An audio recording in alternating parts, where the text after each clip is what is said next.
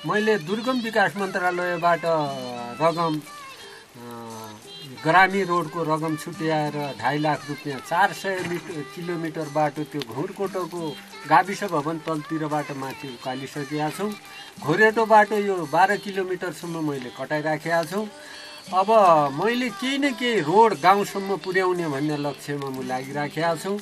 मेरो सबभन्दा ठुलो उद्देश्य रोडको र यो खप्तर बाटाको र यसमा सानो एउटा यहाँको गरिब जनता अनुसारमा दुध दही कुकुडा भेकुडा सब खप्ने, साग सब्जी खप्ने, आएका टुरिस्टहरूको सेवा सत्कार गर्न सकिने बजारको स्थापना गर्न सुरु छ। यहाँबाट खप्तड घोडा पालेर टुरिस्टहरूलाई मैले खप्तडसम्म पुर्याउने यो पनि इच्छा राखेका छौँ। तिनीहरूको सेवा सत्कार गर्नमा म पुगेका छु। रोडको लागि म लागिराखेका छु। सङ्घ संस्था पर्यटन बोर्डले मलाई सहयोग गरेपछि म एक हिउँदमा गराइबल नभए पनि माटो खनाएर म गाउँको ठेकसम्म चाहिने घोडा गाडी रोड बनाउनु खोजेका छु। त्यहाँबाट घोडा तयार गरेर खप्तड पर्यटन बोर्डसम्म घोडासँग यात्रुलाई पठाएर म उनको सेवा सत्कार यसै झोपडीमा बसालेर म केही काम गर्नु खोजेको छ। त्यो सफल होस् भनेर भगवानसम्म मैले आराधना लिएको छु। त्यो हुन्छ जब अवश्य हुन्छ भन्ने मैले ठानेर म यो छाप्रो कुरेर बसेको छु। बडा साहसिक काम छ। तपाईले उठाएको कदम स्वागत योग्य पनि छ। किन भन्दा यो विगत वर्षमा खप्तर गाविसलाई जुन चोट पर्यो, प्राकृतिक विपदा आयो, यहाँको तपाईको बल्याल्प तुका र लगायतका अरू ठाउँसम्म पनि ठुलो क्षति भएको छ र तपाईले निर्माण गरेका धेरै कुराहरू पनि त्यो बाढी पहिरोले ध्वस्त गरेको कुरा पनि यहाँ प्रत्यक्ष देख्न पाइन्छ। त अब जुन तपाईले आफ्नो यो ठाउँका लागि केही गरौँ र यहाँको एउटा निमुखा दाजुभाइका लागि पनि नयाँ कुराहरूको यो खप्तडले केही कुरा प्राप्त गरोस् भन्ने जो अभियान छ, त्यसका लागि अहिले तपाईले चाल्नु भएको कदमहरू या कुन कुन संस्थामा तपाईले यी कुराहरू राख्नु भएको छ त्यो अलिकति बताइदिनुस् न। मैले यो कदमहरू संस्थासँग सम्पर्क नगरेर सिधै पर्यटन बोर्डसँग सम्पर्क गरेका छौँ। अनि दोस्रो कुरा अब संस्थासँग तमाम लेख गरेँ, तमाम माग गरेँ, समिति गठन गरेँ। कसै संस्थाले साँचो नमानेर या चाहिँ दुर्गम ठाउँ भनेर हो, कसैले नहेरिदिएर संस्थाबाट वञ्चित भएको छु। यहाँको जुन सोचाइ मेरो लेख 38 सालमा मैले यहाँको यति काम गर्ने भनेर लेख जुन गरिराखेको थिएँ, ती लेखहरू केही नहरहरू पनि यहाँ ती नहरहरू पनि भत्के, बाढी पीडित थिए। पुलहरू बनाए, पुलहरू पनि भत्के, बिजुली जलाए, बिजुली पनि भत्के, बाटा बनाए, घोरेटा बाटाहरू पनि भत्के। अब इलामबाट अलैँची 70 पैसा बोटो अलैँची लिएर मैले 10,000 बोट अलैँची गराएर गाउँमा रोपनी गराउने भने त्यो पनि बाढीले लगे। 600 बोट कफी पाल्पाबाट आँदेर उमारे, यहाँ लगाएँ, त्यो बाढी पनि चाहिने बाढीले लगे। 500 बोट सरकारको मार्गदर्शन हुकुममा पाडेर 500 बोट एक बाजी, 500 बोट एक बाजी स्याउ नस्पाती दाँते ओखडी इत्यादि लगाएँ, ती पनि बाढीले लगे।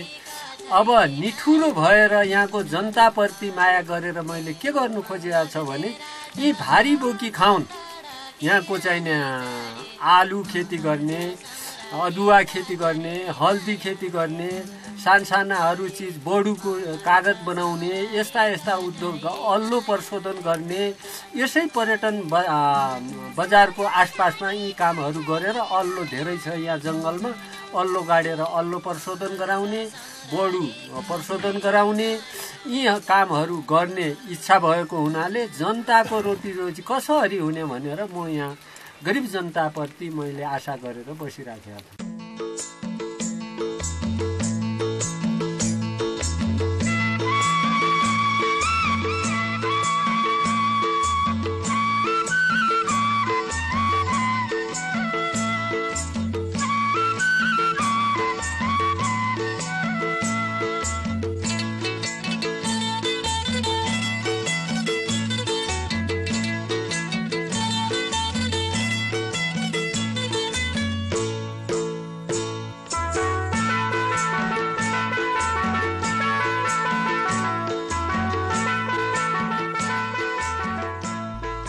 पर्यटकहरूलाई खप्तडको चिनोका रूपमा दिन मिल्ने वस्तु तयार हुँदैछ।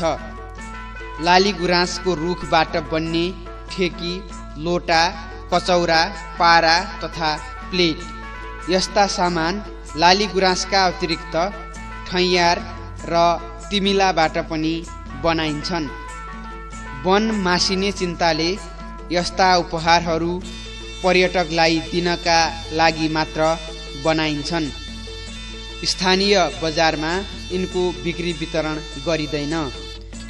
आफूले गोठालो जाने बेलादेखि नै यस्तो सपना देखेको राणा बताउनुहुन्छ। यस्ता उपहार बनाउन थालेपछि लोप हुँदै गएको पेसा पुनः विकसित हुन थालेकाले स्थानीय दलितहरू पनि औधी खुसी छन्। अभावै अभावमा बाँचेका बासिन्दा पर्यटकहरूको आगमन र स्थानीय उत्पादनको बिक्रीबाट लाभान्वित हुने सपना देख्न थालेका छन्। जडीबुटीको व्यावसायिक खेती, अल्लो प्रशोधन लगायतका कार्यक्रमबाट गरिब जनताको जीवनस्तर उकास्न राणा प्रयत्नशील हुनुहुन्छ।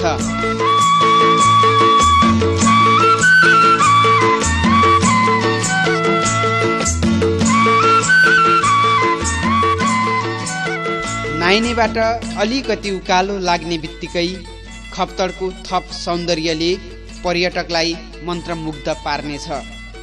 12 महिना फुलिरहने विभिन्न प्रजातिका फुलहरूले तपाईलाई गमलाङ्ग अङ्गालो हाल्न आइपुग्छन्। यहाँ नाइनी माथिबाट पूर्वमा बाजुरा, दक्षिणमा अछाम, पश्चिममा डोटी र उत्तरमा बझाङ जिल्लासम्म फैलिएको खप्तडको अधिकांश भूभाग देख्न सकिन्छ।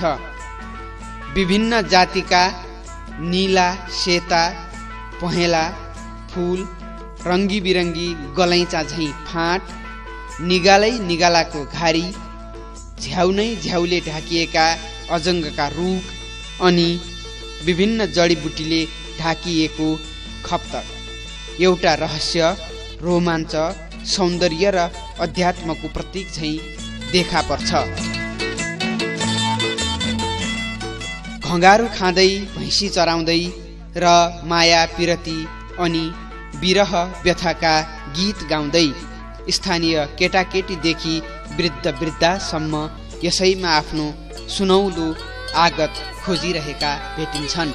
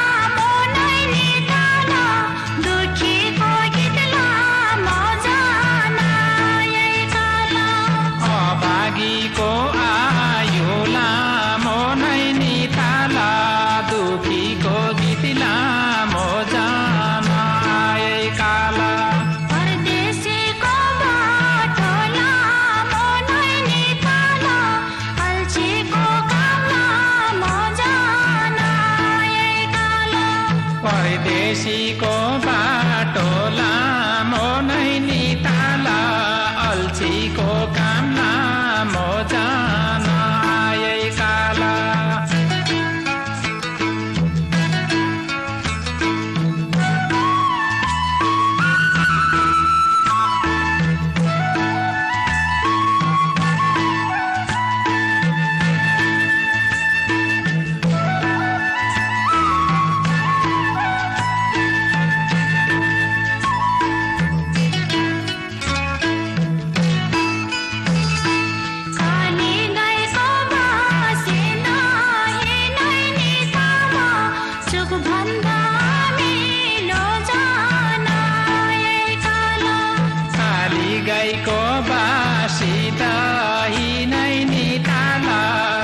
भन्दा अमिलो जान आए काल नरुँदा नधुँदा जान्छ नैनीताल यो मनको धमिलो जान आए काल नरुँदा नधुँदा जान्छ नैनीताल यो मनको धमिलो जान आए काल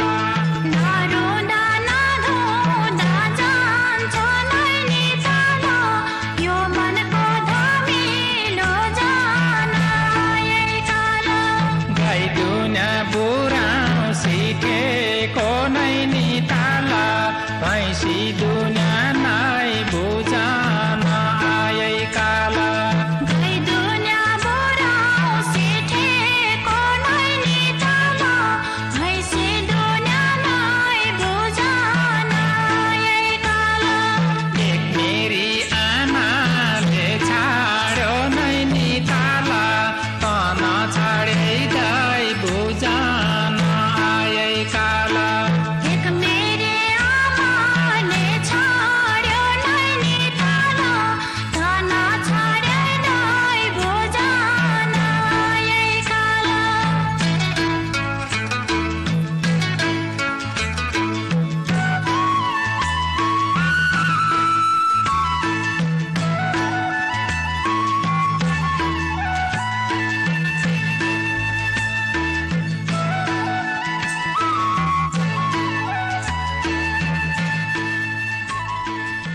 यहाँका ठुला ठुला ढुङ्गा अचम्मका छन्।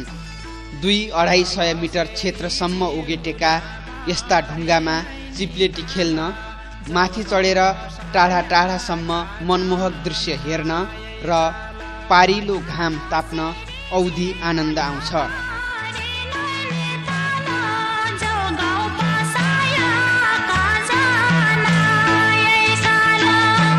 तेरा दाडी म्यादान छ नैनीताल सादी र सायाका जान आए काल। यहाँ नजिकै पोखरी बनाइएको छ जहाँ पौडी खेलेर आनन्द पनि लिन सकिन्छ। मठ मन्दिरमा पूजा गरेर दिनमा यहाँ भव्य मेला लाग्छ। वर्षेनी पूजा हुन्छ। अनि यो यहाँनिर यो तलाउ देखियो, यो अहिले तपाईँको यो सोचाइ के हिसाबले बनाउनु भएको छ? यो गाई भैँसीको लागि बनाएको तलाउ हो कि या पछिको लागि केही त्यस्तो सोचाइ छ? होइन हजुर, यो सोचाइ मेरो के छ? यो पोखरी पर्यटन पूर्वाधारका लागि टेवा पुर्याउने उद्देश्यले राणाले नै निर्माण गर्नुभएको हो। हाम्रा टुरिस्टहरू आउने हुँदाखेरि यहाँ हामी छात्रा हालेर टुरिस्टहरूको लागि हामी रिसोर्ट जस्तै बजारको व्यवस्था गरेर यहाँदेखि माथि उहाँ उता छ पोखरी, पर पनि छ, यो जम्मा जमिन पर्ती बाँझो भएको हुनाले हामी रिसोर्ट बनाउने भन्ने कल्पना भएर मैले लागिराखेका छु। त्यो पोखरीहरूमा जनताले पनि जनसर्वदान गरिराखेका छ। अनि जनताको पनि मनोचाहना यही छ। यहाँबाट बाटो पनि खप्तडमा 2.5-3 घन्टा पुगिने